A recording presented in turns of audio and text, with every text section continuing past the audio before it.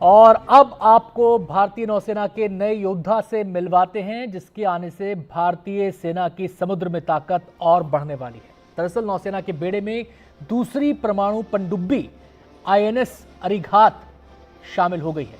इसे विशाखापत्तनम स्थित ship building centre में बनाया गया है। इसका डिस्प्लेसमेंट 6000 टन है, लंबाई करीब 113 मीटर है। इसकी सबमरीन लॉन्च्ड बैलिस्टिक मिसाइल की रेंज 750 किलोमीटर है। इसमें 4 K4 मिसाइलें भी हैं, जिनकी रेंज 3500 किलोमीटर है। इसके अलावा इस पनडुब्बी में 21 इंच की 6 टॉर्पीडो लगी हैं और इस बारे में विस्तार से बता रहे हैं हमारे संवाददाता राजीव रंजन। भारत को रक्षा क्षेत्र में बड़ी कामयाबी हाथ लगी है। नौसेना के बेड़े में स्वदेशी परमाणु पनडुब्बी आईएनएस अरिघात को शामिल कर लिया गया है। इसे स्ट्रेटेजिक फोर्सेस कमांड के तहत काम करेगी है। भारत के पास पहले से ही देश में बनी हुई परमाणु पनडुब्बी आईएनएस अरिहंत थी। आईएनएस अरिघात के आने से नौसेना की ताकत कई गुना बढ़ गई है।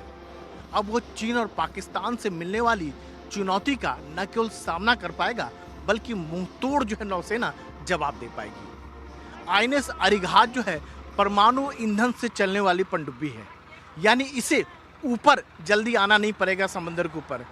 कई महीनों तक समंदर के अंदर ये ऑपरेट कर सकता है और पनडुब्बी के आने से नौसेना की ताकत इतनी बढ़ जाती है कि जिसका अंदाजा समंदर में ही लगाया जा सकता है। यह 6000 टन वजनी है और अगर लंबाई की बात करें तो ये 113 मीटर है और इसमें जो अगर रेंज की बात करें तो इसका जो रेंज है वो तकरीबन 335 किलोमीटर है।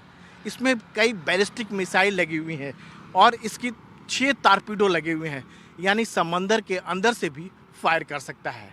नौसेना की जो ज़रूरतें हैं और ख़ासकर जो चुनौतियां हैं उसको देखते हुए आईएनएस अरिघात काफ़ी ज़्यादा कारगर है।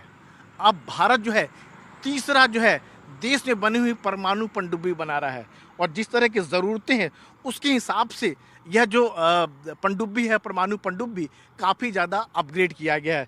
इसमें K4 मिसाइलें भी हैं जिसकी रेंज जो है 3500 किलोमीटर है।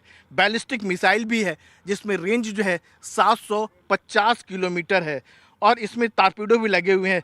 तो कुल मिला जुला कर कह सकते हैं कि अगर समंदर के अंदर कहीं कह सकते हैं कि समुद्री जो है आपको सुरंग हो या मिसाइल हो, किसी भी तरह की चुनौती हो, तो यह जो पनडुब्बी है आईएनएस अरिघात उस चुनौती का जवाब देने के लिए पूरी तरह सक्षम है।